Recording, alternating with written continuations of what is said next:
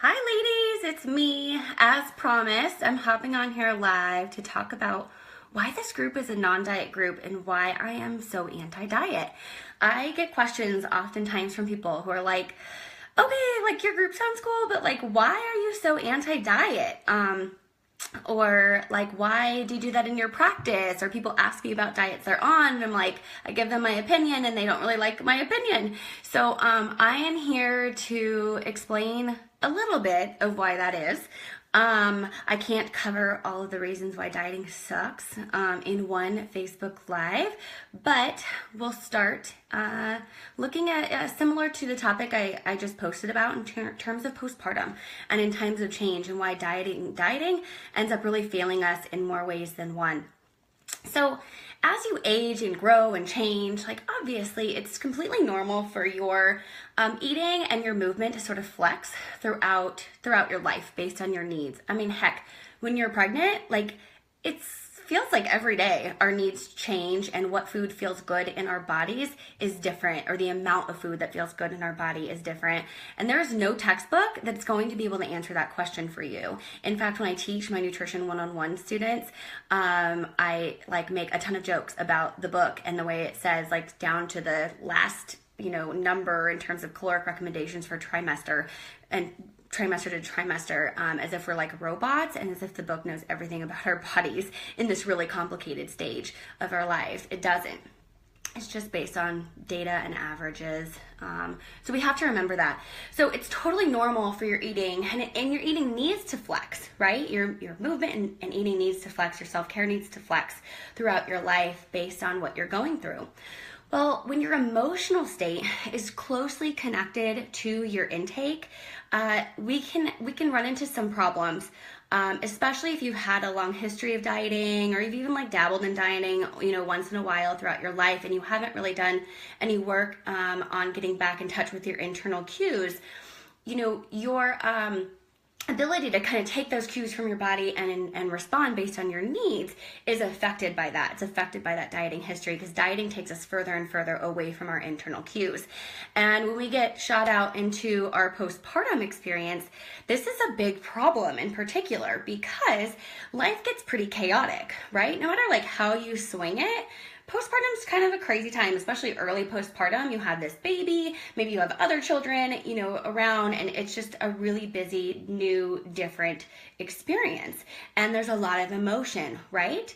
And so for many women, again, especially if you've had a history of dieting, the eating experience is going to mirror that chaos. It's just going to feel really kind of out of control in a way, right? And so what do we do when we feel out of control and we have a history of dieting? What do we think? We think, well, I know how to feel a lot more grounded. We might not be thinking about this in this way in the forefront of our minds, but somewhere subconsciously we're thinking, I don't have time to think about what I need to eat, and I don't have time to like put any food together. And I just, it sounds really lovely for someone to just like hand me a set of instructions about how much, what, and when to eat. And even better if they're promising that this will lead to a place where I'm gonna feel like my old self, because I don't even know who this person is. I don't look the same. I'm not acting the same. And I have this new baby that was not here several weeks ago. So any sign of familiarity sounds good to me. And not to mention, in this case, our culture does not celebrate the body changes that we go through from pregnancy to postpartum.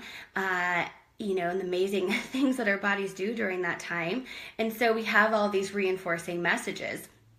But ultimately, that diet is not going to be able to help you get through that stage. In fact, it's just taking you further and further away from getting to know this new part of you and this new identity, because it's keeping you kind of separate. It's taking that internal awareness and saying like, you don't need that. Stop listening to that. Just follow these instructions. You're going to be fine. Everything's going to be great. In fact, you're going to be better. You're going to look better. So I want you to think of it this way. So think of like, if you're in a car and you're driving, and think of your favorite backseat driver. So in this example, I would be my husband's favorite backseat driver. I give him lots of good instructions when we're driving, and I think they're great. I think they're super reasonable. I have all the best tips, right? So we're driving, and my husband's driving, right? I'm in the passenger seat, and let's just pretend for this example that like my husband has to drive exactly as I would tell him to. That would never work, right? Why does he not take my amazing instructions? Because he ultimately is sitting in the driver's seat. He knows his own body. He knows the car. He knows what it's like to push on the brake and the gas and turn the wheel. Every car is different, right? So you have to adjust to that. And the only person who's going to really know how to adjust to the differences in that car and in the moment is the driver. I could have the best instructions, and I do, ask my husband, but ultimately he's going to be the best judge of what to do next. Do not tell him I said that. So in this case, think of that example, and then think of like coming up on a turn. So if we look at this in a similar fashion to what dieting is like, it's like the diet is telling us all of these things that we should or shouldn't do, and it might sound like the most reasonable lifestyle choice you've ever made. They might be like the best instructions you've ever heard, and it might not even be called the diet. It might be called like the best ever life-changing plan of your whole life. I don't know. But ultimately it's still a diet, right? So it's telling you what to do, but it's not going to help you get through the shifts and changes and tough times in your life, because you need to be in the driver's seat, especially during those times. So if you're, driving and there's a turn coming up, you're the only one that's going to be able to execute that turn effectively. You might ask for some moral support. You might say, oh my gosh, there's a turn coming up and I'm a little nervous about this. It's pouring rain or something. And the person next to you is like, okay, slow down. You're like, yeah, you're right. Slow down. All right, I got it. Back in the driver's seat. I'm handling it. Does that make sense? I hope that makes sense. I came up with that analogy actually while driving in a car several months ago, and recorded it on my phone, and then never let it see the light of day. So it was like 6 months ago or something, maybe a year ago actually. I should look at the date that I came up with that. But I think it's a good one. I think it's a good analogy. So not only that, but like when people start dieting or they start restricting, they do it because they probably want to lose weight, right? Well, dieting is actually associated with weight gain over time, even though it can be associated with like weight loss in the beginning. It's associated with weight gain for 85 to 95% of people who diet. It's associated with binge eating, and it can trigger eating disorders for people who have that genetic predisposition. And that's for kids, teens, adults. So it's